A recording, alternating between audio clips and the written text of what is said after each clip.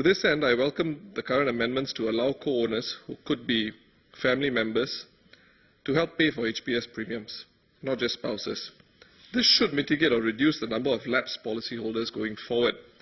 However, for greater clarity, can the Minister give this House a primer on the regulations the CPF has in mind to issue?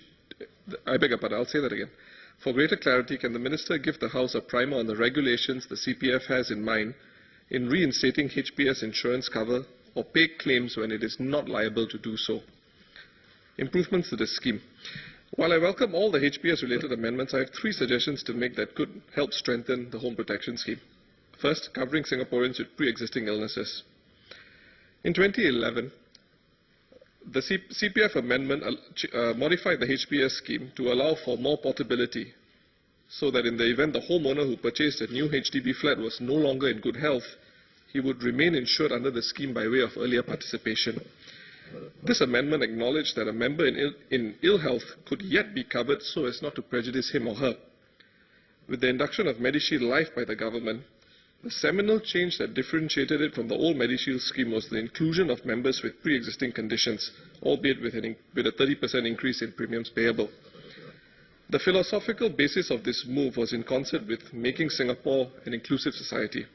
Similarly, HPS coverage for Singaporeans with pre-existing illnesses will buttress this aim.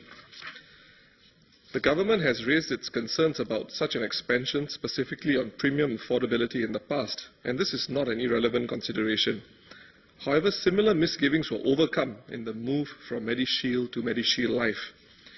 In August 2015, CPF paid out more than at least $400 in HPS rebates to each of the 470,000 Singaporeans and PRs on HPS.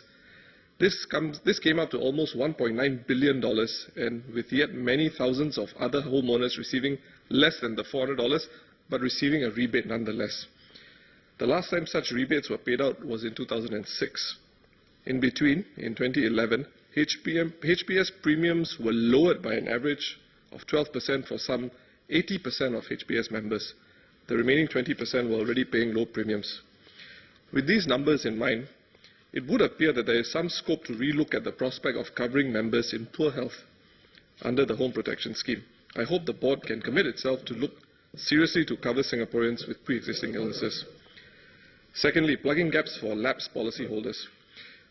While the home protection scheme is compulsory for all members who use their CPF to pay for the HDB flats, subject to HDB's approval, members can choose to opt out should they take up a similar mortgage-reducing insurance.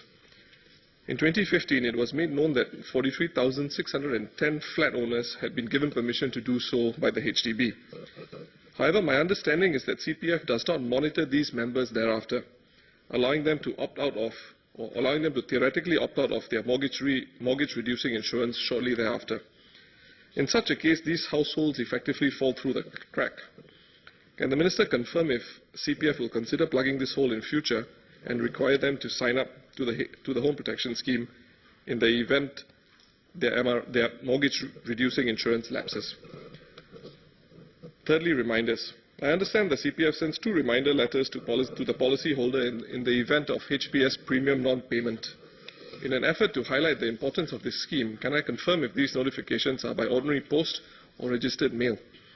In addition, early reminders to the policyholder of low CPF balances for HPS premiums may be a powerful signaling tool that can prompt members to top up their OA ordinary accounts, or at the very least seek assistance early if they have other financial problems. In conclusion, Madam Speaker, when I spoke on raising the awareness of the home protection scheme in the 2014 Committee of Supply debates, the Minister of State replied that the HDB issues a booklet upon the purchase of a property to educate home buyers of the scheme.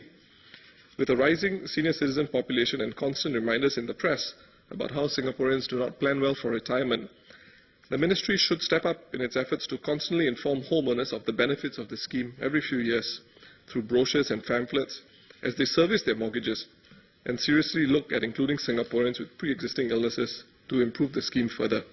Madam Speaker, I support the bill.